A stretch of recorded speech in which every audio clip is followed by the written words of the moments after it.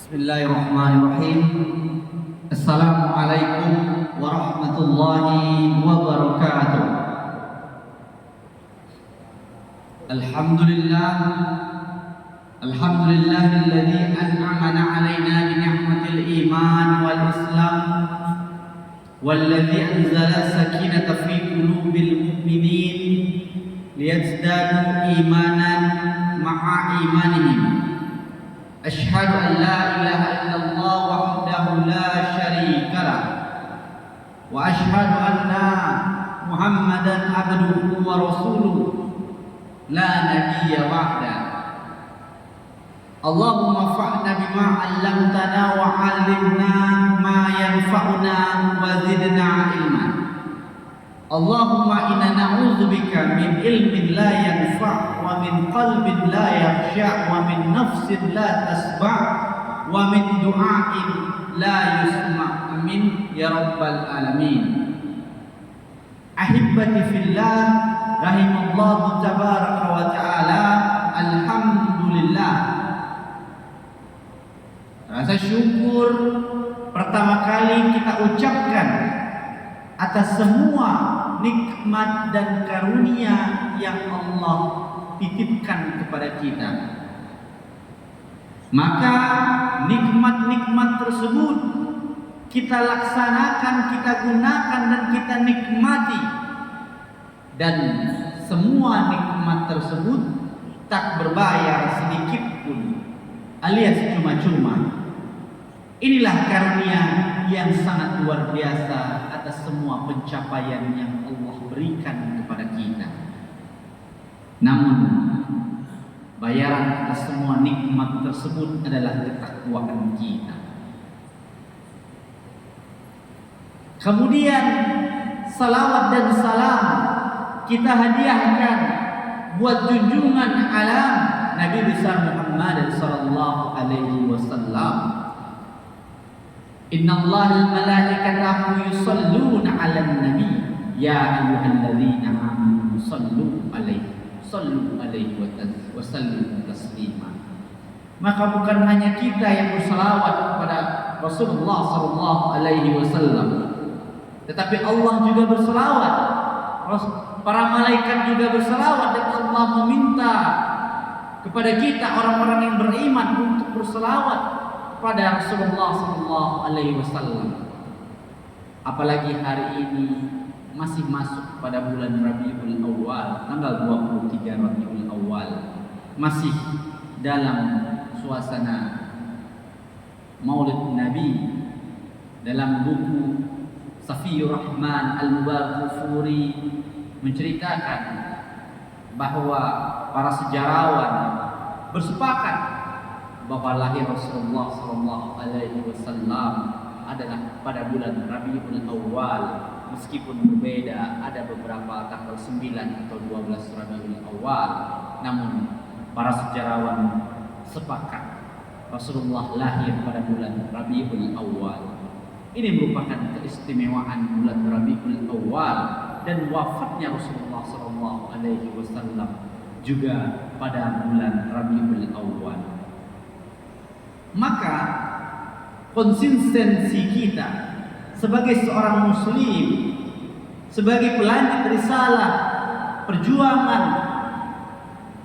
Nabi Muhammad sallallahu alaihi wasallam adalah bagaimana kita menjaga komitmen dan konsistensi kita dalam beribadah, dalam beramal, dan tentu saja ada sebuah komitmen terbesar kita untuk menegakkan amar ma'ruf nahi munkar. Maka amar ma'ruf nahi munkar adalah puncak tertinggi dalam pribadi seorang yang ingin bertakwa kepada Allah dengan mengerjakan apa-apa yang menjadi perintahnya dan meninggalkan apa-apa yang menjadi larangannya. Maka aplikasi dari sebuah ketakwaan tersebut adalah menegakkan amar ma'ruf nahi munkar. Maka siang hari ini kita akan berbicara tentang amar ma'ruf nahi munkar. Maka inilah sebuah komitmen awal kita Ketika Allah perintahkan kita, wal takum minkum ummatun yad'una ilal khair wa ya'muruna bil ma'ruf wa yanhauna 'anil munkar wa ulaika humul muflihun. Allah perintahkan kepada kita. Al-Imran 104 berbicara bahwa setidaknya ada segolongan orang yang mengajak kepada yang ma'ruf dan mencegah kepada yang munkar. Maka perintah Allah Tabaraka wa Ta'ala tersebut disambut baik dalam perjuangan penegakan amar ma'ruf nahi munkar yang pada hari ini insya Allah kita laksanakan dalam bentuk komitmen dan konsistensi kita sebagai seorang muslim yang ingin menjadi pribadi yang bertakwa. Namun segitu banyaknya tagline kita tentang penegakan amar ma'ruf nahi munkar, tentang sebuah upaya melaksanakan amar ma'ruf nahi munkar. Lantas amar ma'ruf nahi munkar yang seperti apa yang seharusnya menjadi komitmen kita dalam teori dan praktek kita dalam menegakkan amar ma'ruf nahi munkar tersebut, ataukah hanya di bibir saja dalam sebuah retorika semata? Maka ini butuh sebuah rangkaian, sebuah proses dalam menegakkan amar ma'ruf nahi munkar tersebut, bukan hanya di bibir saja, bahkan komitmen tersebut sering terucap. Komitmen tersebut sering terucap oleh seseorang, oleh kelompok orang, namun ternyata secara aplikatif mereka tidak menegakkan yang namanya amar ma'ruf nahi munkar tersebut. Maka inilah kenestapaan dan kesia-siaan belaka bagi mereka. Ma'asyiral muslimin rahimallahu tabaraka wa ta'ala, untuk mencapai puncak pribadi yang bertakwa harus ada namanya proses yang disebut dengan perjuangan menegakkan amar ma'ruf nahi munkar tersebut. Maka dalam ketakwaan tersebutlah lahir sebuah perjuangan dalam proses menegakkan amar ma'ruf nahi munkar itu tersebut. Maka bagaimana langkah, bagaimana cara dan apa indikator dari penegakan amar ma'ruf nahi munkar itu sendiri sehingga tercapailah pribadi yang bertakwa? Maka apa hal yang harus dilakukan dalam penegakan amar ma'ruf nahi munkar itu? Maka indikator-indikator inilah yang menjadikan instrumen keberhasilan kita sebagai seorang penegak amar ma'ruf nahi munkar dan berpredikat orang-orang yang bertakwa. Maka indikator pertama dalam penegakan amar ma'ruf nahi munkar itu adalah yang pertama adalah menegakkan dakwah.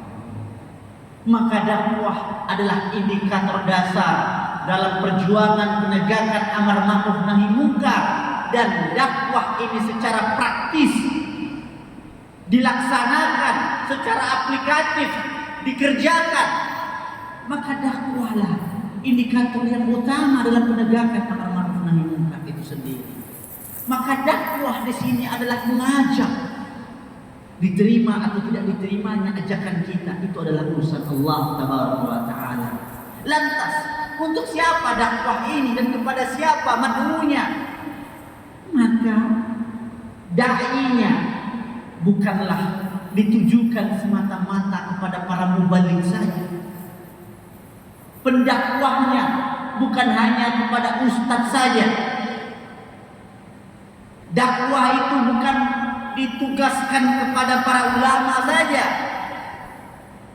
untuk ke masyarakat, bukan. Tapi tugas dakwah itu adalah tugas kita semua. Nahnu du'at qabla kulli syai', bahwa kita adalah dai, kita adalah pendakwah sebelum apapun profesi kita. Maka dakwah adalah komitmen seorang muslim yang ingin menjadi pribadi yang bertakwa. Maka indikator pertama penegakan amar ma'ruf nahi munkar itu dimulai dari dakwah. Sebagaimana Rasulullah sallallahu alaihi wasallam menegakkan amar ma'ruf nahi munkar dalam indikator yang pertama yakni dakwah secara sembunyi-sembunyi. 4 tahun pertama kenabian, kemudian dilanjutkan dalam dakwah secara terang-terangan. Inilah indikator utama kita sebagai seorang muslim yang bersungguh-sungguh berkomitmen menjadi pribadi yang bertakwa dengan menegakkan amar ma'ruf nahi munkar, yakni dengan prosesi dakwah itu sendiri. Dakwah adalah mengajak. Diterima atau tidak diterimanya ajakan kita adalah urusan Allah Tabaraka wa Ta'ala. Maka demi Allah Tabaraka wa Ta'ala, berdakwahlah kita minimal di lingkungan kita, berdakwahlah kita minimal dalam kelompok kita. Maka itulah proses dalam penegakan amar ma'ruf nahi munkar dengan tujuan menjadi pribadi yang bertakwa, dan itu merupakan puncak tertinggi impian seorang hamba. Tadi kita masuk masjid ini, dari luar kita masuk, berapa rumah yang kita lewati, berapa orang yang kita sapa, berapa toko yang kita lewati. Apakah tak bisa terucap di bibir ini mengajak mereka untuk bersama-sama melaksanakan ibadah zuhur pada siang hari ini? Namun kenyataannya ketika ditolaknya ajakan kita, itu bukan lagi urusan kita. Hidayah adalah milik Allah Tabaraka wa Ta'ala. Tugas kita adalah mengajak dalam dakwah tersebut. Maka dakwah adalah tugas seorang pedagang.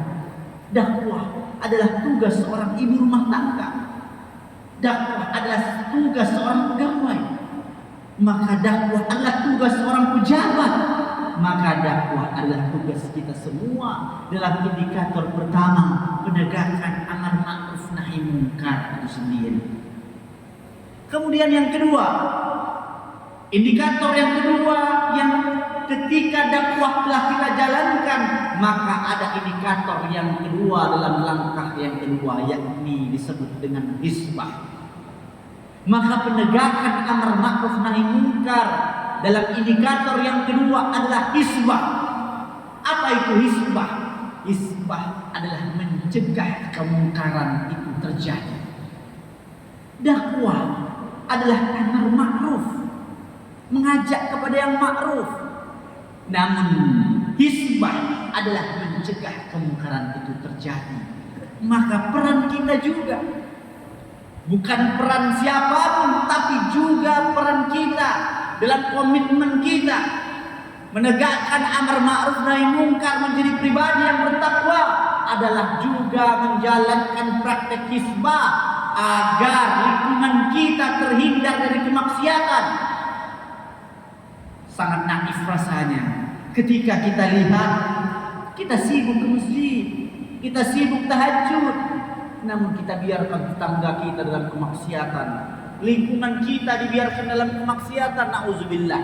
Dalam sebuah hadis qudsi diceritakan, Allah pernah memerintahkan menghancurkan sebuah kaum, sebuah kampung. Namun Jibril alaihissalam bertanya kepada Allah, ya Allah, ada satu hamba-Mu di kampung tersebut yang rajin beribadah kepadamu ya Allah, yang rajin bersujud dan berdoa kepadamu ya Allah. Apakah dia juga termasuk akan dihancurkan dalam kampung tersebut? Apa kata Allah?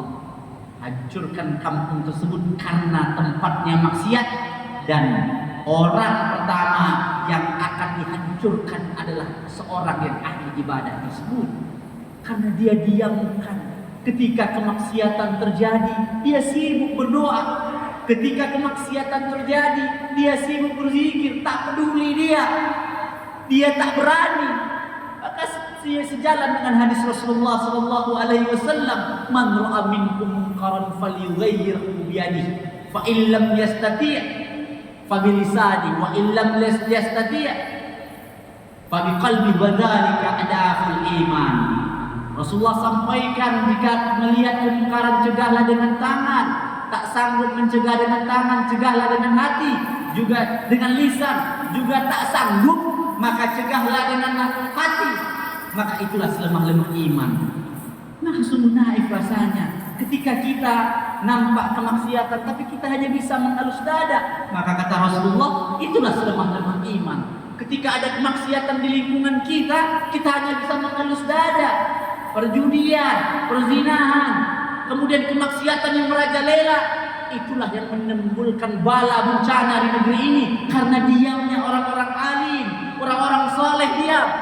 Karena tak berani menegakkan hisbah dalam penegakan amal ma'ruf nahi munkar, maka mereka bukanlah orang-orang yang bertakwa, tapi mereka hanya orang-orang yang beribadah kepada Allah. Bukan orang-orang yang bertakwa yang menegakkan amar ma'ruf juga nahi munkar dalam prosesi hisbah tersebut. Maka ketika kita ahli ibadah, kita ahli dalam zikir, ketika kita melihat kemungkaran, maka minimal cegahlah dengan tangan kita. Jika tak sanggup, cegahlah dengan lisan kita, memberikan peringatan. Maka berserahlah kepada Allah, karena ternyata kita telah melakukan dan bersaksi di hadapan Allah ketika di yaumil akhir kelak, yaumil akhirat kelak, ternyata kemaksiatan tersebut masih ada. Maka bapak-bapak, ibu-ibu yang dirahmati Allah Tabaraka wa Ta'ala, isbah adalah perkara bagaimana kita mencegah seseorang tersebut agar tidak berbuat kemungkaran. Kita sibuk dakwah, tapi kita tak berani hisbah. Melihat perjudian, kita tak berani mencegahnya. Melihat kemungkaran, kita tak berani mencegahnya. Kita sibuk tahajud, kita sibuk sholat. Nauzubillah, subhanallah.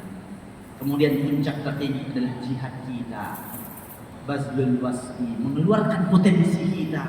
Maka berjihadlah kita dalam menegakkan amar ma'ruf nahi munkar itu sendiri.